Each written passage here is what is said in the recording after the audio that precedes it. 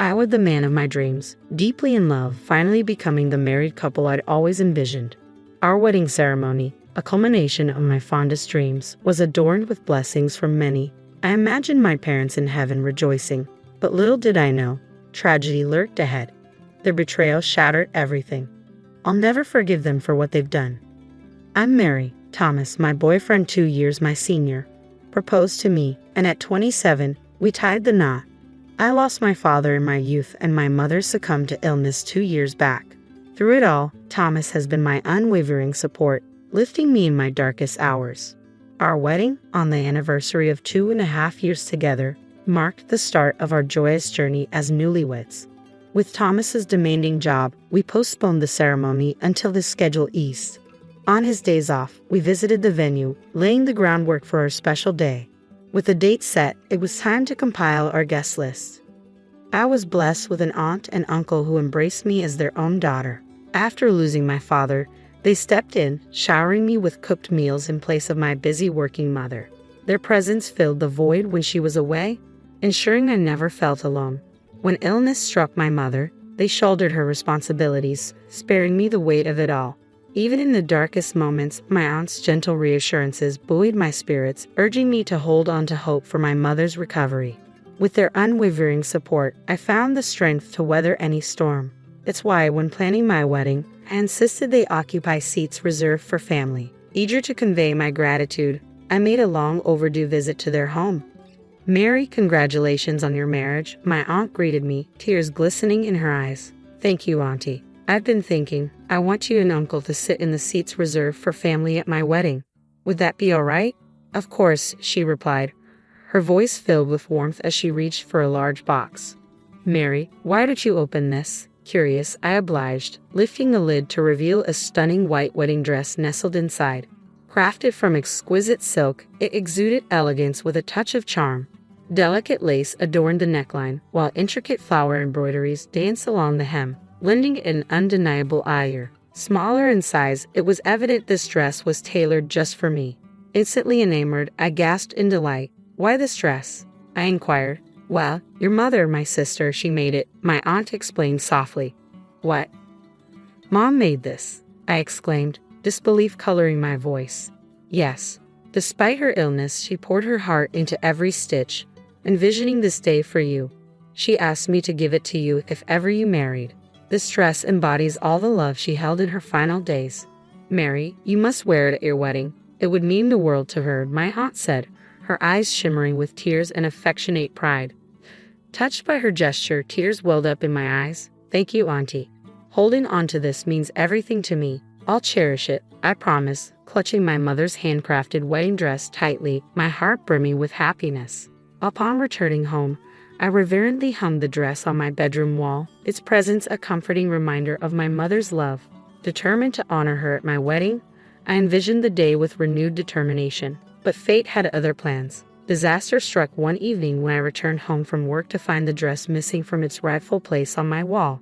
Shocked and bewildered, I frantically searched the room, my heart sinking as reality set in. How could this happen? It was right here, I whispered, the weight of loss settling heavily upon me. In a panic, I reached for my phone to dial the police. Just then, my husband walked through the door. "Mary, what's wrong?" he asked, concern etched on his face as he hurried to my side. "My dress, it's gone. I had it right here," I sobbed, gesturing to the empty space on the wall. "I think someone took it." My distress seemed to startle my husband, and his response caught me off guard. "Oh, is that all?" he remarked casually, prompting me to question him further. "What do you mean, Thomas? Do you know something?" I asked, my voice trembling with uncertainty.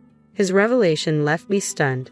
"Well, yes. My sister mentioned she needed a dress for her upcoming wedding and wanted to borrow yours," he confessed. "What?" I gasped incredulously, realizing he had lent my precious wedding dress without consulting me. It dawned on me then that she had used the spare key from our mailbox to retrieve it. He handed my dress over to his sister without consulting me. I was beyond disbelief, my anger boiling over as I confronted him. "How could you do this?" I demanded, my voice trembling with fury. His nonchalant response only fueled my frustration. "Our wedding is still months away, so what's the harm?" he reasoned, as if it were inconsequential. And my sister was ecstatic. She's tight on funds and saw it as a saving grace. Saving grace? I never authorized any of this. I shot back, seething at his lack of consideration. That dress was a labor of love from my mother, made specifically for me. Did you forget, Thomas? It's tailored to perfection. How could you lend it out without my consent? His attempt to pacify me only infuriated me further. Relax, it's not like it's a one-time use item. You'll still get to wear it. So what's the problem? He insisted. The problem? It's crystal clear. Why should your sister wear my dress before I do? It's just plain wrong, no matter how you spin it. Despite my efforts to convey my frustration, my husband remained obstinate, refusing to apologize or acknowledge his error. His dismissive attitude only fueled my anger further. Mary, you're overreacting. You need to stop acting like a spoiled child, he retorted, his words a stinging rebuke. Spoiled? How can you say that? This dress holds sentimental value. It was made by my mother for me. It's nonsensical for your sister to wear it before me, I countered, exasperated by his callousness. His indifference pushed me to my breaking point. I'm going to your parents' house tomorrow to retrieve the dress, I declared firmly. Tomorrow? But that's when my sister's fiancé and his parents are visiting, he interjected. Your parents' house, and you think I should just sit back and let them decide? I snapped, incredulous. Let me be clear. Regardless of anyone's opinion, I refuse to allow your sister to wear that dress. The following day, I took a break from work to confront my sister-in-law. Upon reaching my in-laws' home, the lively chatter from within greeted me as I approached the open front door. Stealthily entering, I overheard unfamiliar voices engaged in conversation. You made this dress yourself? That's incredible, Cynthia. A man's voice praised, referring to my sister-in-law. Cynthia, basking in the admiration, modestly deflected the compliment. Oh, it was nothing, she downplayed, proudly showcasing my mother's meticulously crafted wedding dress to her fiancé and his parents. A surge of emotions welled up within me as I listened, my heart heavy with indignation. Claim of creating her dream dress struck a nerve. That dress was a symbol of my mother's love, crafted expressly for me. Without realizing it, I found myself drawn towards them, propelled by a mix of anger and hurt. Storming through the entrance, I snatched the wedding dress from my sister-in-law's grasp and declared, "This belongs to me," in front of the astonished onlookers. All eyes turned towards me, except for my sister-in-law, who paled at my assertiveness. Cynthia, is this true?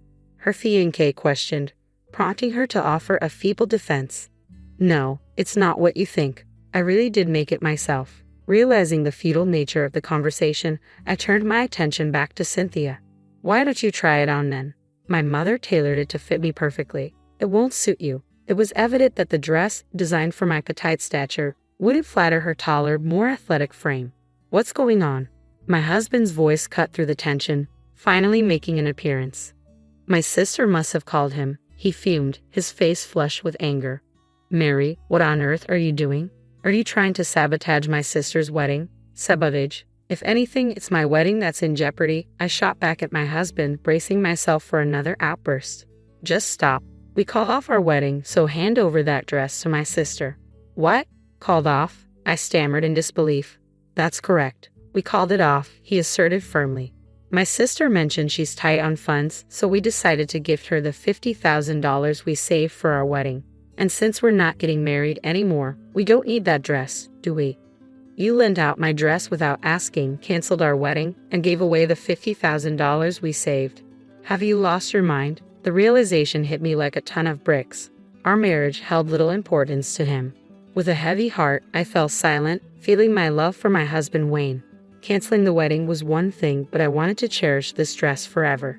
And now, because of these thoughtless actions, just then, my sister-in-law's fiancé rose to his feet, his voice heavy with resignation. I guess that settles it. What? Everyone was stunned. Wait, you can't be serious. You're calling off our engagement. Why? In response to my sister-in-law's plea, her fiancé fixed her with a steely glare. Why? It's plain as day. I can't marry someone who's capable of such deceit without a second thought. It's out of the question. Even his parents mirrored his sentiments, their quiet anger evident. Well, that settles that. No more talk of marriage, my fiancé declared, ready to leave with his parents. But just as they were about to depart, My sister-in-law burst in, frantic and desperate. Hold on a minute. It's ridiculous to call off the engagement over something like this, isn't it? Mom, Dad, you don't agree, do you? Despite her impassioned pleas to her parents, it was too late. Why are you glaring at me, Mom, Dad? My sister-in-law's plea fell on deaf ears as her father erupted with force. Get out, you disgrace. His words struck like a blow, reducing my typically resilient sister-in-law to tears. How could you be so heartless? This is too much, she sobbed. Stop crying. I don't recognize you anymore. Her father rebuked, his voice filled with disappointment. I can't accept someone who shows such disregard for others' feelings as my daughter, her mother added sternly. Witnessing his sister's distress, my husband stepped forward to intervene. Mom, Dad, please calm down. There's no need to blame Cynthia like this. And you, Thomas, how dare you overlook Mary's feelings? Leave this house with Cynthia, his father added, his tone unwavering. You foolish son, his father's words rang out, stunning my husband into silence, his expression one of disbelief.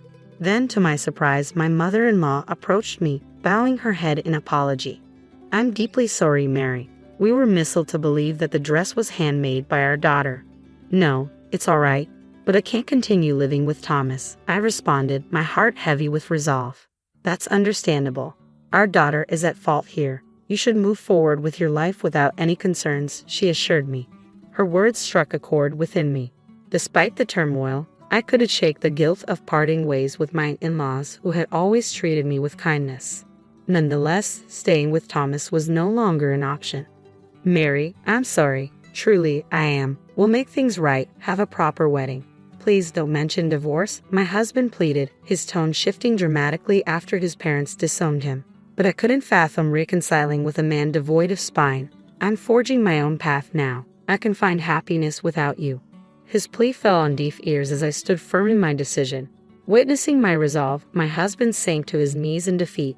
After bidding my in-laws a heartfelt farewell, I left their home, packing my belongings and seeking refuge at my aunt's house. Though initially surprised, she respected my decision and welcomed me with open arms. My aunt skillfully repaired the torn dress, restoring its former glory. With my mother's dress refurbished, I sought alimony from my ex-husband, and we finalized our divorce. Unbeknownst to me, he had been diverting our wedding funds to my sister-in-law, which resulted in a slightly higher settlement for me. Both my husband and sister-in-law faced the consequences of their actions and were disowned by their parents, now residing together in our former home. Meanwhile, my sister-in-law, who had planned to be a homemaker, found herself jobless after quitting her job. Now, my ex-husband bore the sole responsibility of supporting them both. Reflecting on my experience, I resolved to be more discerning in choosing a partner if given another chance at marriage, ensuring a beautiful wedding while wearing my mother's cherished handmade dress. I really thought Mom had a lot of money saved up. I mentioned it before, right? It's time to kick her out. Why keep a jobless person here? I've been living here for 3 months, and my son and his wife used up all my savings. They treated me badly. I had enough, so I left quietly. Then, my son called me. Mom, what's happening? Tony sounded worried on the phone. Around that time, something I did became big news across the United States. I'm Sarah, and I'm 70 years old. I lived in France for a while, but I got sick, so I came back to the States. My old apartment was gone, so I asked my son and his wife if I could stay with them for a bit. Tony, my only son, is 44 and works in an office. He and his wife, Alice, don't have kids, and they live quietly. We lost touch while I was away, but I decided to reconnect, and Tony seemed happy to hear from me. I explained my situation and asked if I could stay for a while. Tony agreed, though he seemed unsure. It felt awkward to rely on them, but the happiness of being with family again outweighed my doubts. With a mix of nerves and happiness, I took a taxi from the airport to their house. When I got there, Tony and Alice greeted me at the door. Tony seemed glad to see me, but Alice looked upset. I plan to stay here for a few months.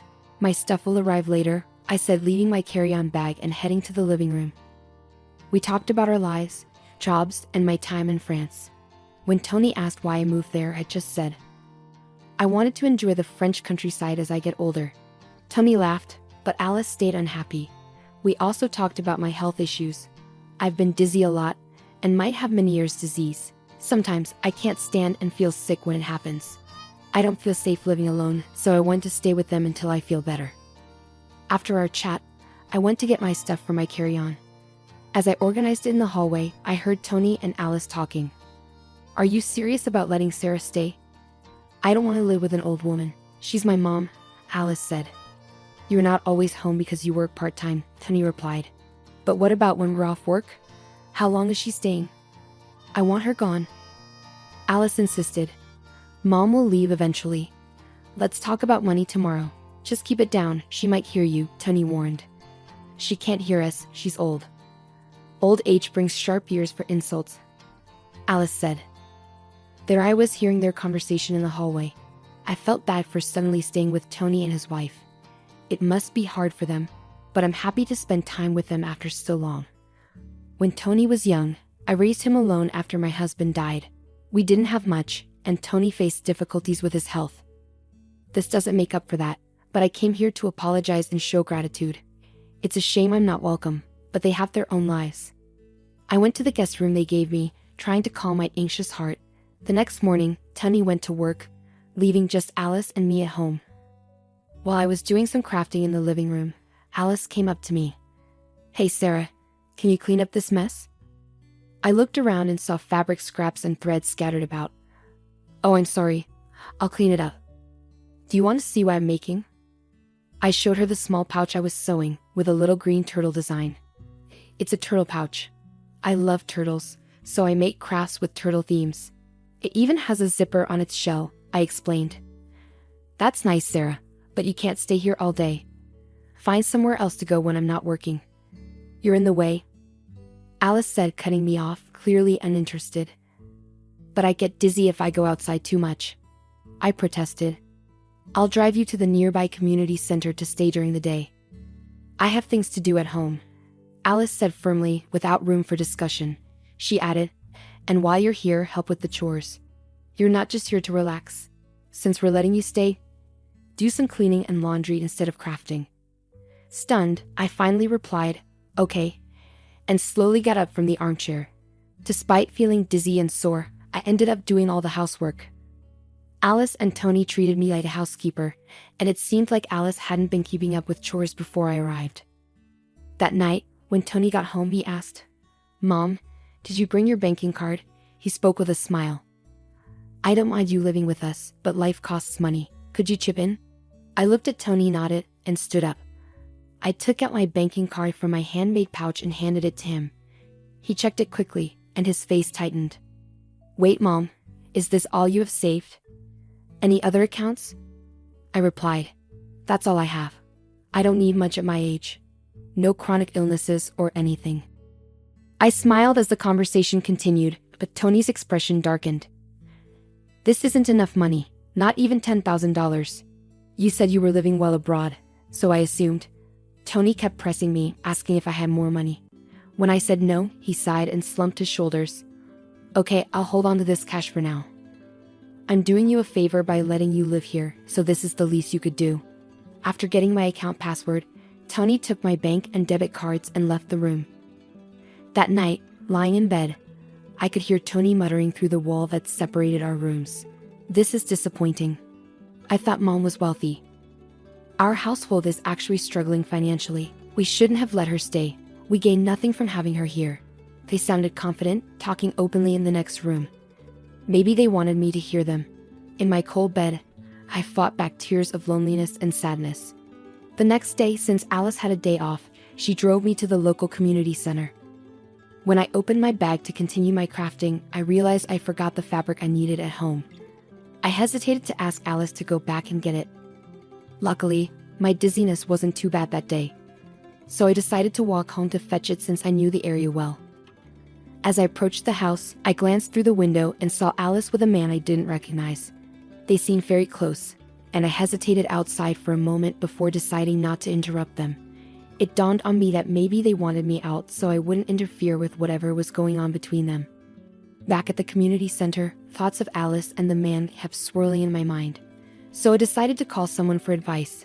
From then on, I avoided bringing up the situation and continued interacting with Tony and his wife as usual. However, whenever I left the house, I made sure to leave a red turtle pouch conspicuously on the living room side table. 3 months had gone by since I moved in with Tony's family. By then, I had essentially become the household's maid. When I was home, I had to do endless chores, and when Alice was around, I was sent off to the community center. Most of my savings had been drained by Tony, who had a gambling addiction. He spent most of his free time on lotteries and slots, likely stemming from financial hardships he faced as a child. At first, I tried to talk to him about it, but it always ended in anger. After enduring 3 months of hardship, I reached my breaking point. One night before a long weekend, I decided to address something I've been pondering. Tony, Alice, I want to thank you for letting me stay with you.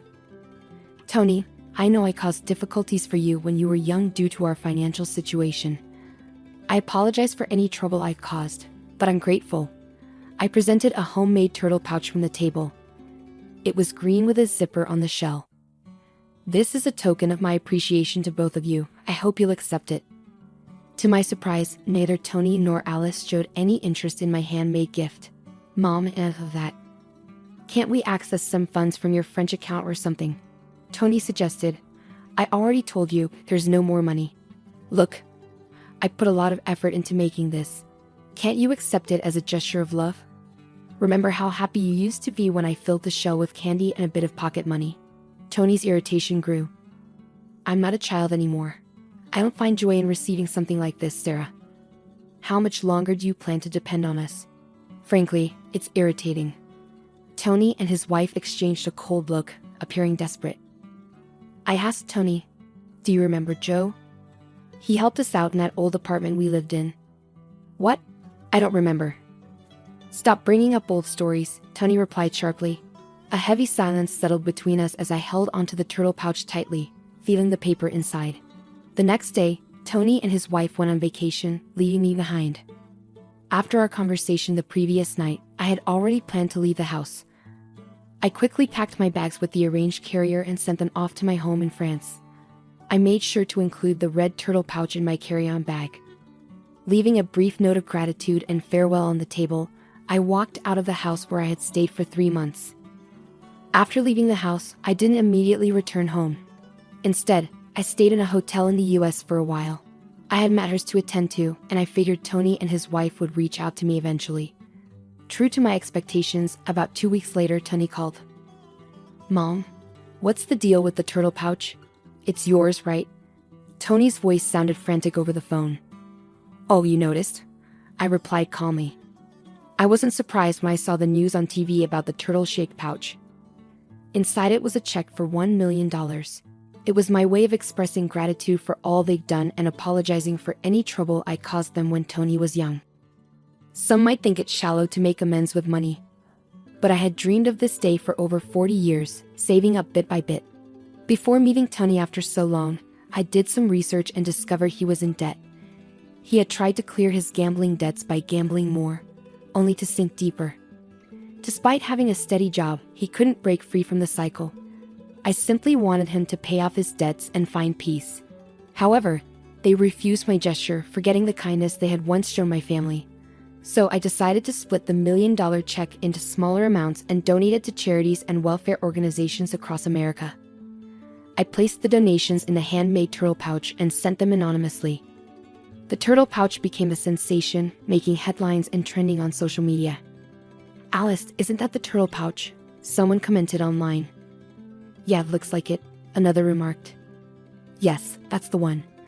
I was planning to give them filled with money too, I replied. I see. Well, he could have just told us. We would have accepted it. If you didn't want my feelings, then you don't need my money either. Tony's voice was angry over the phone. It's my money. How dare you deceive me? Give it back, he demanded. I couldn't bear to listen to Tony's anger any longer, so I pulled the phone away from my ear. After a moment, I spoke. All right, calm down. You're giving me a headache. There's one more turtle. And if you really want it, it's yours. Tony eventually settled down and insisted on having the turtle. We agreed to meet later at a cafe. On the appointed day, I brought the last red turtle in an envelope to our meeting spot. Tony and his wife were already there, demanding the money before I even sat down. When I silently pulled out the red turtle, Tony snatched it immediately, unzipping its shell. But instead of finding a check, he found a small electronic device. What the heck is this? Tony was confused. He found a tiny button and pressed it. A voice started playing, and Alice, standing next to Tony, turned pale. Seated next to Tony, Alice's expression changed as she heard a voice recording. It was her own, speaking warmly with another man who wasn't Tony. What is this? Why? What's happening? Alice seemed to finally understand that it was a recording of her having an affair at home. She tried to grab the recorder from Tony's hand, but he held on tight. While they struggled, I opened the envelope. I brought out several pictures and laid them on the table, showing Alice cheating with another man at home. Faced with undeniable evidence, Alice was flustered and kept asking, why? Why? Tony picked up the photos one by one, studying them closely. Something didn't feel right since I arrived at your house. A friend suggested I hire someone to find out, and even offered to cover the costs. Why would you do this? What's wrong with you? Alice's voice trembled. Well, you're my son's wife. It's heartbreaking to think family would deceive each other. Maybe you'll understand when you're older. Fate brought me here to uncover your infidelity, Alice. Have you been lying to me this whole time? Tony's disappointment was evident in his voice. Tony, when did this start? You have secrets too. If you're saying she cheated, you need to admit your mistakes, Alice argued. I never cheated, but what about the money you owe? Tony went quiet, and Alice took her turn to speak. What about you spending all your money on gambling? I only use the money I earn, and you have a part-time job, so you should have some savings, Alice replied. As I listened to their argument, it was obvious this couple had been holding on somehow until now. Both of you are broke. Tony, you owe $40,000. Alice, you've been giving all your earnings to your other person. I had someone check your finances too, I interrupted. Both Tony and Alice were really surprised, and they started yelling at each other. I was stunned when I found out about the investigation results. This couple was really close to running out of money. Listen, if we get Mom's money, we can pay off the debt. So just give it to us already, Tony insisted. I already gave away all the money. The only thing left is this red turtle statue, I clarified. He spent all my savings on gambling, remember? Tony accused Alice. What? No way. All of it? Alice's eyes widened in shock. In a fit of anger, Tony lunged at me across the table. Other people in the cafe started paying attention, and the staff rushed over. The $1 million was supposed to be mine. It's mine. Give it back, Tony shouted. Soon, the police had to be called to calm Tony down. After they talked to him, they kindly escorted me back to my hotel because I was worried about Tony's aggressive behavior. A week later, Tony and Alice's relationship had fallen apart completely because of the affair and money problems. They got divorced. Tony, now single, got even more caught up in gambling and debt. He was caught trying to steal money from his job and was fired. To make things worse, his angry outburst in the cafe was recorded and shared on social media, making it hard for him to find another job. Unable to face the embarrassment, Tony cut off all contact and disappeared. After the divorce, Alice didn't have anyone to depend on, so she moved into an old public housing unit and lived alone. Just as I was about to make a donation to help rescue turtles, a post I made online joking about my own turtle went viral. Alice started experiencing harassment and stalking because of it, which eventually spread to her part-time job and got her fired. Even the man she was having an affair with got tired of her and left. Now she doesn't have any income and is relying on temporary assistance for needy families. After that, I went back to my home in France. Once I finished unpacking in my apartment, I changed into a dress smoothly. While I was going over some work documents, I heard a noise at the door. It seemed Joe, my roommate, had come back home. Hey, Madam President. Welcome back. How was your trip to America? Joe greeted me with a smile as he hung up his coat and put down his bags. Hey Joe, I'm back, and look, I brought back so many souvenirs, I said excitedly. Wow, all my favorites. Thanks. I'll bring some to the storytelling event at the community center tomorrow, Joe said happily. Joe carefully examined each souvenir on the table, his face glowing with delight. After we both got back on our feet, Joe and his wife moved away for work. Years later, we unexpectedly met in the city, and I started helping with a support program for people in need that Joe had started. By then, Joe's wife had passed away, and we began working together as partners in both business and life. I've been leading the organization since Joe retired a few years ago. What began as a small initiative by Joe and his late wife has grown into a large international organization over the past 30 years. Currently, our focus is on helping single moms raise their children. A few years ago, we moved to France to study their advanced support systems. While we've become well known in France, we're still not widely recognized in America. I plan to expand our activities there soon and wanted to spend some time with Tony and his family just as a mother before they found out about my work. In the end, I couldn't get them to understand how I felt. But that's their decision. Even though it was brief, I was happy to spend time together as a family. Now at 70 years old, I believe age is just a number. There's still so much I want and need to accomplish. I straightened my back in my dress and began pondering my upcoming international speech for tomorrow. See, it's clear now. All the money goes to your brother, as stated in the will. No need to doubt it, said the person in charge of the will. What? Are we really allowed to take all this money? My husband asked, looking at me and my happy sister-in-law. The will says that my brother gets the whole $100 million inheritance from our father. I feel really sad reading it. Does this mean I've lost everything and have to stay with this terrible man forever? But then, my brother says one thing that changes everything. My name is Catherine. I'm 55 years old, and I'm a housewife. My husband's name is Robert, and we've been together without any children. Robert is what you might call a typical male chauvinist. Ever since we got married, he's been in charge, and I haven't been able to speak up or share my opinions. Robert is 10 years older than me. He doesn't treat me with any respect. I feel like I'm his servant, always doing household chores. And if I do something he doesn't like, he's quick to criticize me. He even blames me for us not having children, which makes me cry almost every day. I've thought about divorcing him, but I don't want to worry my family, and I don't have the money to support myself. So I've been enduring his mistreatment and trying to stay strong despite his hurtful words. The only person who gave me any emotional support was my father. My father used to be a successful businessman. He built a company from nothing and turned it into a big company. Even though he worked a lot, he cared for my brother and me in his own way. But after my mother died in a car accident shortly after I got married, my father threw himself into work even more, maybe to distract himself from the loneliness. It was clear that my father's excessive work had taken a toll on him. He had a stroke and had to go to the hospital. Thankfully, his life wasn't in danger, but he was paralyzed on his left side. This was the cost of pushing himself too hard for so long. I managed to convince him to retire. I was worried about him being alone, so I convinced my husband, and we moved in with my father. Once he stopped working, my father seemed to age quickly. He started showing signs of dementia and soon became bedridden and needed constant care. Taking care of my father on top of everything else was overwhelming. I had to handle the housework, look after my husband, and now take care of my father, who had dementia. Sometimes he would be quiet, but other times he would yell and move around a lot, especially at night, or he would wander off. I was always tired from lack of sleep, stress, and the constant work. But sometimes my father would have moments of clarity, and we could talk peacefully like we used to. He would often thank me and sadly smile, saying, "I want to leave you with as much as I can." After 3 years of taking care of my father, he passed away. While I felt relief from the burden of caring for him, losing my father, who was my only emotional support, left me feeling incredibly lonely and sad. My only hope now was my father's inheritance.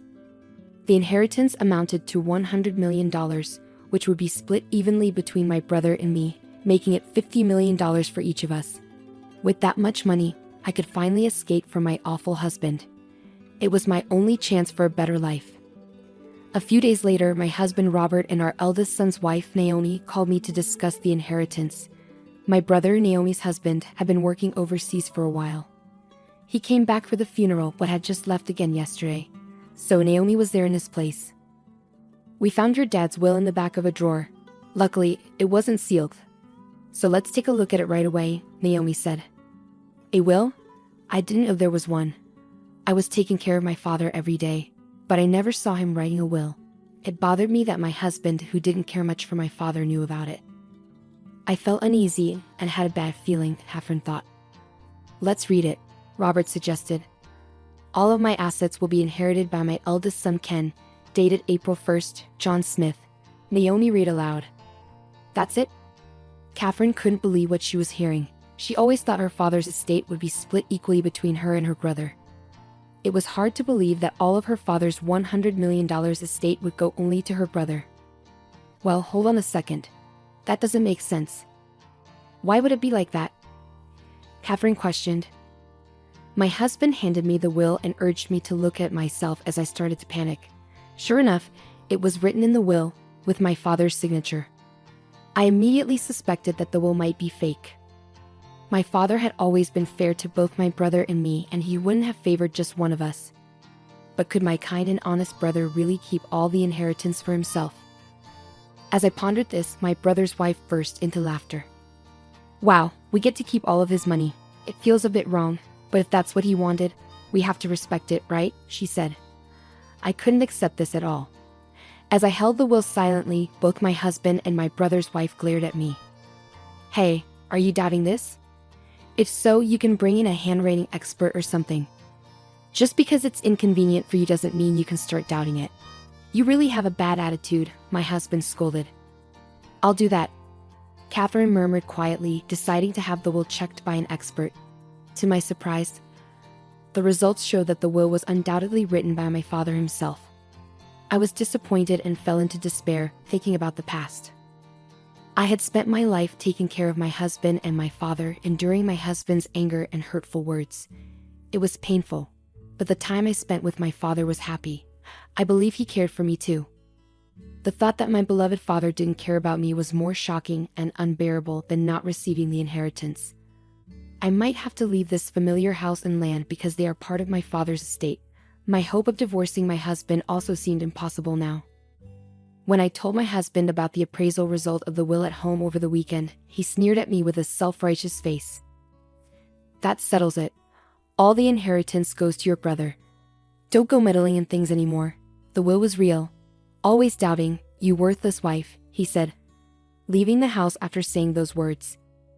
Lately, my husband has been spending a lot of time away from home. He comes home from work very late, and he's often not home on weekends like this. I found it suspicious, but I tried to avoid seeing my husband as much as possible. Surprisingly, I felt relieved. Despite my husband's objections, I wanted to talk to my brother directly about the inheritance. Even though he worked overseas and was always busy, he was a kind and dependable person. I made sure beforehand that he wasn't too busy, then I gave him a call. After exchanging some brief greetings, my brother once again apologized for leaving the care of our father entirely to me and thanked me for handling the funeral and various procedures. Don't worry about it. By the way, Robert, about Dad's inheritance, was it always decided that you would be the sole heir? I tried to ask casually. It was hard to bear the thought that maybe I wasn't loved by my father, but I wanted to discuss it properly. Huh? What do you mean? All of the inheritance goes to me, my brother sounded surprised. I thought Naomi had told him, but it seems he was hearing about it for the first time, but the will was genuine, so the result wouldn't change. I explained the situation to my brother. I see. So the handwriting on the will is definitely Dad's, and that's all it said, huh? Got it. I'll need some time to think this through. I'll get back to you. I'll also make sure Naomi doesn't do anything until I've made a decision, my brother said before ending the call. I waited patiently for my brother's next move, feeling both intrigued and hopeful. A few days later, my brother contacted me again. He suggested that I look into Naomi's suspicious activities by hiring a private investigator. He also advised me to claim my rightful share from him. This legitimate share is the minimum amount of inheritance guaranteed to a family member, based on their position in the family. In my case, I could claim a portion from my father's $25 million inheritance. Even though the will said all the inheritance should go to my brother, this legal provision would still entitle me to inherit $25 million. However, my husband and my brother's wife were not happy with my decision. The decision has already been made. Don't mess it up now, they protested. But there was more to my brother's advice. I'm not asking for the $25 million. All I want is this house filled with memories of our father and the land. The total estate is worth $100 million, but the real estate property is only worth $10 million. I'll give up all the rest of the inheritance to my brother. Still, the two of them continued to argue. If this continues to escalate, my brother has instructed me to hire a lawyer to join the discussion. If it comes to that, I'm sure I'll inherit $25 million exactly, I asserted confidently. My husband and Naomi fell silent. Eventually, it seemed like they realized it was more beneficial to settle for the $10 million worth of real estate. We finally reached an agreement on how to divide the inheritance. A few days later, I received the results of an investigation I had requested about Naomi from a private investigator. I immediately contacted my brother. After many ups and downs, we successfully completed the process of inheriting our father's estate. My brother Ken rushed from abroad to help during the process. I inherited the family home and land, valued at $10 million. My brother inherited the rest of the estate, which amounted to $90 million. Naomi and my husband seemed pleased with how things were going as they had hoped. After finishing the inheritance process, the four of us left the law office and went back to our father's house. While enjoying a cup of tea in the living room, my brother spoke up, placing his smartphone on the table. "Great job, everyone. Now that we successfully inherited Dad's estate, there's something I want to discuss," he said with a smile. With that, he took out a document from his pocket and laid it out on the table. The expressions on my husband's and Naomi's faces turned pale as they read the contents. The document was titled, "It's a Will." At the end of it, there was my father's signature and stamp, dating back about 5 years ago. "This is a will that Dad gave to me when he was still working. It was made with 2 witnesses at a notary office, so it's legally valid," my brother explained. He continued, saying that our father had prepared it before he had a stroke. With his wife already passed away, he wanted to ensure his children would be taken care of if anything happened to him. The will stated that 1/4 of the total estate was to go to Ken, who already had a significant amount of wealth, and 3/4 to Catherine, the housewife. My brother gently held the will, explaining that our father had been clear about not changing it. He had stated in the will that any changes must have a reason stated, otherwise they would be considered invalid. It seemed our father, knowing the size of his estate, had prepared early to avoid any family conflicts. He was really pushing himself at work. I think he was considering all sorts of things like what would happen if he fell gravely ill or became senile. My brother said, his hand caressing the will. The will also contained a heartfelt addendum. "I hope that there will be no conflicts over the inheritance and that the family will continue to live happily together." It was filled with our father's warm wishes for the family. Learning that I was loved by my father just as much as my brother touched me deeply, and my heart swelled with emotion. However, my husband and Naomi beside me grew pale.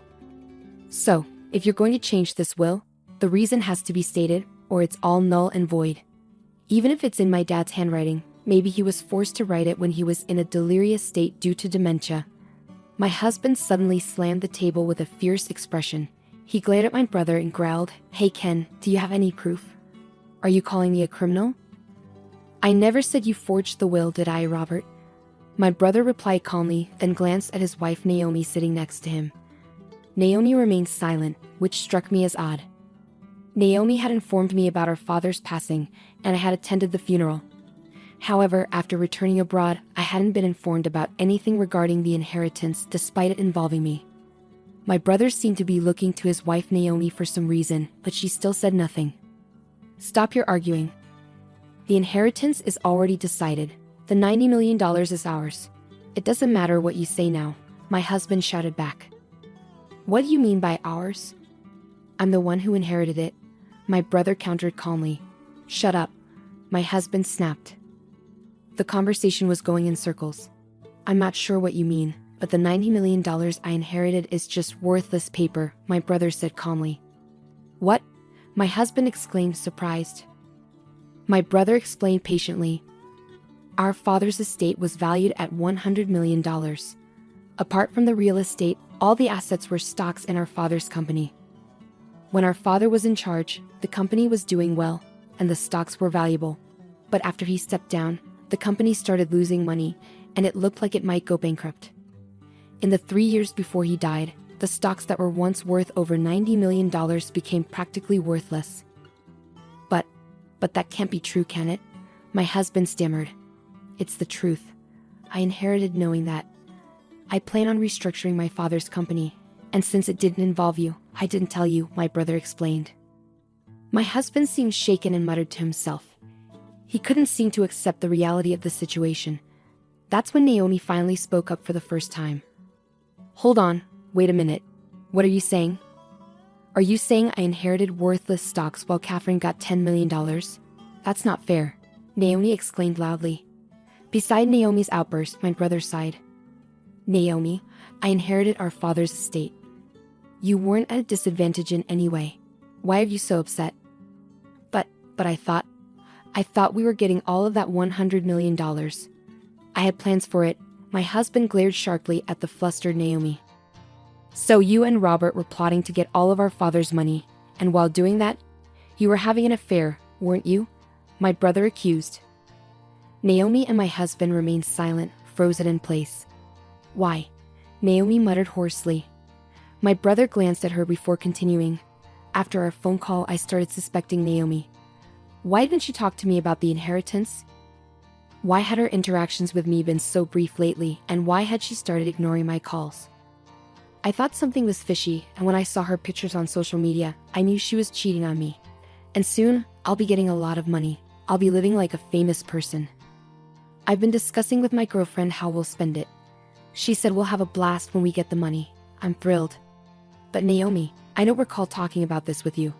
I wonder who this girlfriend is. No, wait. You're misunderstanding, Naomi interrupted. Ignoring his confused wife, my brother brought out a bait envelope. He took some photos out and placed them next to the will. They showed Naomi and Robert going into a hotel together, looking very close. It was obvious they were in a tight relationship. I've been overseas, you know. I hired a private investigator to look into things because I was curious about your girlfriend, my brother said, showing the solid proof. Naomi started trembling. Looking at Naomi's affair partner, my husband, I noticed he was furious, completely red-faced, which was quite different from the pale Naomi. Curse you, poking around like some creep. What's all this nonsense about your silly will in these photos? It's absurd. My husband exploded. Stop. Suddenly, Naomi raised her voice. She approached my brother with a fake charm, like a bad actor. Hey, you're mistaken. It's all a mix-up. It's all Robert's fault. He convinced me that if I went along with him, I'd get all of your dad's money. Hey, wouldn't you want to get $100 million? I thought it was for your own good. My husband, who felt deeply hurt, stared at Naomi in shock. This photo, we were just fooling around. You were always away, and I felt lonely. But you're also to blame, right? Please forgive me. The $90 million is off the table now. Let's take the $10 million from Catherine's property. Did you fake the will? I asked. Huh? No way. Robert did it.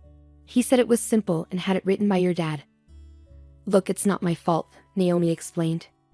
When the truth about the fake will came out, my husband got furious and tried to attack Naomi, but my brother stepped in quickly. You jerks. You've got nothing on me. You'll pay for this in hell. My husband yelled, kicking a chair. While he raged, my brother calmly watched and casually took out his phone. Oh, looks like my phone was recording the whole time since we got home. I forgot to turn it off. My husband went pale and fell silent. By the way, I didn't mention it earlier, but this room has security cameras that record everything. I installed them because of Dad's bad memory, just in case something happened, my brother added. In the quiet room, only my brother kept speaking. Forging a will is a serious crime. Your earlier threat could get you in legal trouble. There's a police station nearby, and they'd be here soon if we report it. But since the inheritance matter is settled now, and if you promise not to touch Catherine's things again, maybe we don't need to involve the police. What do you say? While saying this, my brother began using his phone. I might as well send this recording to my computer overseas. After silently watching everything, I pulled a document from my bag and handed it to my husband. Robert, I want a divorce. Wait, hold on. Think about this. I'm sorry. We've been together for so long, haven't we?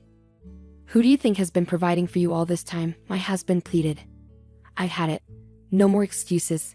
Either agree to the divorce or I'm calling the police, I said firmly, gripping my smartphone tightly with a determined expression.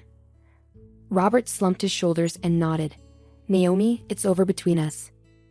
You were planning to take the money and be with Ken, weren't you? I heard your conversations with him from a private investigator, I accused. Naomi hung her head, covering her face with her hands. After our divorces, my brother and I went our separate ways. Robert moved out of the house, thinking he had secured a significant inheritance, only to find out it was worthless. Naomi revealed the truth about the forged will, and everything that unfolded in the living room was captured on camera. Robert must have been furious, but he was powerless. The surveillance camera, initially installed for my father's care, also documented evidence of Robert's emotional abuse. Even if I had inherited my father's assets, I planned to use them as evidence in a divorce trial if Robert resisted. When I shared this with my brother, he suggested we utilize the camera too. After the divorce, rumors of Robert's affairs spread at his workplace, leading to him losing his job. His colleagues had seen him frequenting hotels with a woman who wasn't his wife. With his parents gone and now jobless and homeless, Robert vanished. While I had sought a portion of his assets, I wanted nothing more to do with him, especially after inheriting some wealth. Naomi, the woman Robert cheated with, faced the same downfall as him. Despite pleading, "I don't want us to end. Please don't leave me." During the divorce proceedings with my brother Ken, the divorce was finalized when solid evidence was presented during mediation. Naomi had been spending recklessly while Robert was absent, but she was stuck with the bills, leaving her with nothing. Since she hadn't been working and had no home to go back to like Robert, she's now struggling to get by in a rundown public housing project, relying on welfare. Meanwhile, my brother Ken continues to work overseas, but he's selling the house he shared with Naomi and will be moving in with me into our father's house. With Ken's financial help, my life has become more stable, and I've been able to live comfortably. The value of the land left by my father has been steadily increasing, now worth over $100 million. Free from the responsibilities of caring for my dad and the emotional abuse from my ex-husband, I'm finally living a peaceful life, with time for myself. Alone in a spacious house, I started to think about how to make the most of it. Around that time, I watched a TV show about foreign exchange students staying with host families, and it gave me an idea. I decided to open up my spare rooms for rent. I offer affordable rooms to college and exchange students, and now my house is bustling with life. We share meals, play games, and help each other with schoolwork. It feels like we're one big happy family. On days when I have some free time, I enjoy reading books at the local library. Since I don't have kids of my own, and my marriage had drifted apart, I used to worry about being lonely after losing my father. But now, my days are filled with energy and joy. Even at my age, it's fulfilling to connect with young people and give back to the community in my own small way. There were times when life seemed too hard to handle, but now I have my brother, my roommates, and the people in my neighborhood to share life with. Every day is filled with contentment and happiness. I'm grateful